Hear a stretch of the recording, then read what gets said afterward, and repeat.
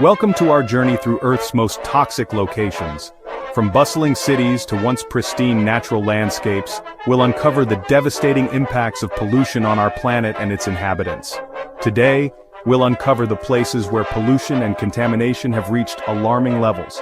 We'll delve into the causes, the consequences, and the potential solutions to these environmental crises. Join me as we explore these forgotten corners of our world, bearing witness to the resilience of life even in the face of adversity. The year was 1986. The world watched in horror as the Chernobyl nuclear power plant in what is now Ukraine became a synonym for disaster. The explosion released a plume of radioactive material into the atmosphere, contaminating vast swaths of land. Even today, the exclusion zone surrounding Chernobyl stands as a stark reminder of the long-lasting impact of nuclear accidents. The buildings stand empty, reclaimed by nature, yet the invisible threat of radiation lingers. Wildlife, however, has slowly begun to return to this irradiated landscape.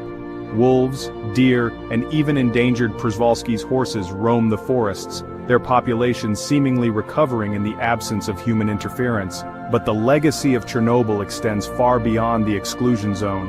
The health impacts of the disaster continue to affect the lives of millions, a testament to the enduring consequences of this nuclear tragedy. As we reflect on the lessons of Chernobyl, we're reminded of the immense power of nuclear energy and the importance of responsible stewardship of this technology. Our journey takes us now to Linfen, China, a city shrouded in a perpetual haze of coal dust. Once a thriving agricultural center, Linfen has become synonymous with the environmental costs of China's rapid industrialization. The air hangs heavy with the smell of sulfur, a constant reminder of the coal-fired power plants that dominate the landscape. These plants, essential to fueling China's economic engine, release a toxic cocktail of pollutants into the atmosphere. The consequences for Linfen's residents are dire. Respiratory illnesses are rampant, and the life expectancy here is significantly lower than the national average. The very air they breathe is a threat to their health. But amidst this environmental crisis, there are glimmers of hope. The Chinese government has implemented ambitious plans to curb air pollution, investing heavily in renewable energy sources and imposing stricter regulations on industrial emissions. The road to recovery for Linfen will be long and arduous, but the determination of its people and the commitment of the government offer a beacon of hope for a cleaner, healthier future. Our next destination takes us to Agbogbloshie, Ghana, a sprawling wasteland on the outskirts of Accra. Here, amidst mountains of discarded electronics, lies a stark reminder of our insatiable appetite for technology. Agbogbloshie has become a final resting place for electronic waste from around the globe. Computers, televisions, and mobile phones, their useful life over, are shipped here, often illegally, to be dismantled and recycled. The work is hazardous and often exploitative. Workers, many of them children, toil in dangerous conditions, exposed to toxic chemicals as they extract valuable metals from the discarded electronics. The environmental consequences are devastating. Heavy metals leach into the soil and water, poisoning the environment and posing serious health risks to the local population. Agbogbloshie stands as a stark reminder of the global nature of our consumption patterns and the need for responsible e-waste management practices. We journey now to India, to the banks of the Yamuna River, a river revered in Hindu mythology but tragically ravaged by pollution. Once a lifeline for millions, the Yamuna is now a toxic cocktail of industrial waste, sewage, and agricultural runoff. The river's once pristine waters are now choked with plastic debris and industrial effluent, a far cry from the sacred river described in ancient texts. The stench of pollution hangs heavy in the air, a constant reminder of the river's plight. The impact on wildlife is devastating. Fish populations have plummeted, and the river's once abundant bird life is now a distant memory. The river that once sustained life now threatens its very existence. Despite the challenges, efforts are underway to clean up the Yamuna. The government has implemented ambitious plans to reduce industrial pollution and improve sewage treatment facilities. The road to recovery for the Yamuna will be long and arduous, but the determination of the Indian people and the commitment of the government offer a glimmer of hope for the future of this sacred river. Our journey takes us now to Kabwe, Zambia, a city grappling with a legacy of lead poisoning. For decades, Kabwe was home to a massive lead mine. a vital source of employment but also a silent killer. The mine, now closed, has left behind a toxic legacy. Lead dust contaminates the soil, the water, and the very air the residents breathe. For the children of Kabwe, the consequences are particularly dire. Lead poisoning can cause irreversible brain damage, stunting cognitive development and robbing children of their potential. The people of Kabwe are living with the consequences of an environmental disaster not of their making. Despite the challenges, there are glimmers of hope. Organizations are working tirelessly to provide medical care to those affected by lead poisoning and to educate the community about the risks. The road to recovery for Kabwe will be long and arduous, but the resilience of its people and the dedication of those working to help offer a beacon of hope for a healthier future. Our journey continues to La Arroya, Peru, a city nestled high in the Andes Mountains. Here, amidst breathtaking scenery, lies a stark reminder of the environmental costs of industrial progress. La Arroya is home to a massive metal smelting complex, a key driver of the Peruvian economy but also a major source of pollution. For decades, the smelter has released a toxic cocktail of heavy metals into the environment. The consequences for the city's residents are severe. Respiratory illnesses are rampant, and children are born with alarmingly high levels of lead in their blood. The very air they breathe is a threat to their health. But amidst this environmental crisis, there are signs of change.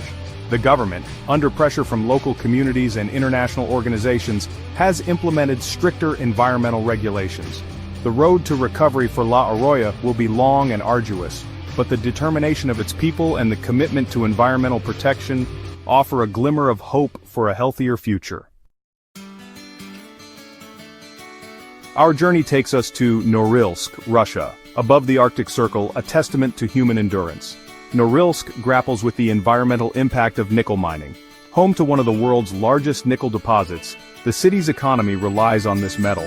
But extraction comes at a heavy environmental cost. The air is thick with sulfur dioxide, a byproduct of smelting. Rivers run red with heavy metals, a stark reminder of industrial toll. Respiratory illnesses are widespread and life expectancy is lower. Residents pay a high price for nickel dependence. Despite challenges, there's progress. The government has stricter regulations, and companies invest in cleaner technologies. Our journey takes us deep into the heart of Russia, to the city of Dzerzhinsk, a place shrouded in secrecy during the Cold War, and now infamous as one of the most chemically polluted cities on Earth. For decades, Dzerzhinsk served as a dumping ground for chemical weapons and industrial waste. The city's factories, shrouded in secrecy, churned out a toxic cocktail of chemicals, poisoning the land and its people. The legacy of this toxic past is still felt today. The groundwater is contaminated, the soil is poisoned, and the air carries the stench of chemicals. Dzerzhinsk stands as a stark reminder of the devastating legacy of Cold War industrial practices. But amidst this environmental disaster, there are glimmers of hope. The Russian government, with the help of international organizations, is working to clean up the city and to provide medical care to those affected by the pollution. The road to recovery for Dzerzhinsk will be long and arduous, but the resilience of its people and the commitment to environmental remediation offer a beacon of hope for a healthier future. Our journey takes us to Hazaribagh, Bangladesh, in the heart of Dhaka. Amidst the bustle lies a stark reminder of the costs of fast fashion. Hazaribagh is home to hundreds of tanneries. The process is dirty and dangerous, polluting the environment. Millions of gallons of toxic wastewater are discharged into the Buriganga River. The river is now a toxic soup. The impact on residents' health is devastating. Respiratory illnesses and skin diseases are common. The people of Hazaribagh pay a heavy price for the leather trade. But there are signs of hope. The government has ordered the relocation of the tanneries. Our final destination takes us to Tar Creek, Oklahoma, a stark reminder of the enduring legacy of mining in the United States. Once a booming mining center, Tar Creek is now a Superfund site, a testament to the environmental devastation that can occur when industrial activity goes unchecked. For decades, lead and zinc were extracted from the mines beneath Tar Creek, fueling the nation's growth but leaving behind a toxic legacy. Mountains of mine tailings laced with heavy metals now scar the landscape, leaching toxins into the soil and water. The consequences for the environment and human health are severe. The water is undrinkable, the soil is contaminated, and the air carries the dust of heavy metals. Children are particularly vulnerable to the effects of lead poisoning, which can cause irreversible brain damage. But amidst this environmental disaster, there are glimmers of hope. The Environmental Protection Agency, working with local communities and tribal governments, has made significant progress in cleaning up the Tar Creek site. The road to recovery for Tar Creek will be long and arduous, but the commitment to environmental remediation offers a beacon of hope for the future of this once thriving community. Our final destination takes us to Tar Creek, Oklahoma, a stark reminder of the enduring legacy of mining in the United States. Once a booming mining center, Tar Creek is now a Superfund site, a testament to the environmental devastation that can occur when industrial activity goes unchecked. For decades, lead and zinc were extracted from the mines beneath Tar Creek, fueling the nation's growth but leaving behind a toxic legacy. Mountains of mine tailings laced with heavy metals now scar the landscape, leaching toxins into the soil and water. The consequences for the environment and human health are severe. The water is undrinkable, the soil is contaminated, and the air carries the dust of heavy metals. Children are particularly vulnerable to the effects of lead poisoning, which can cause irreversible brain damage. But amidst this environmental disaster, there are glimmers of hope.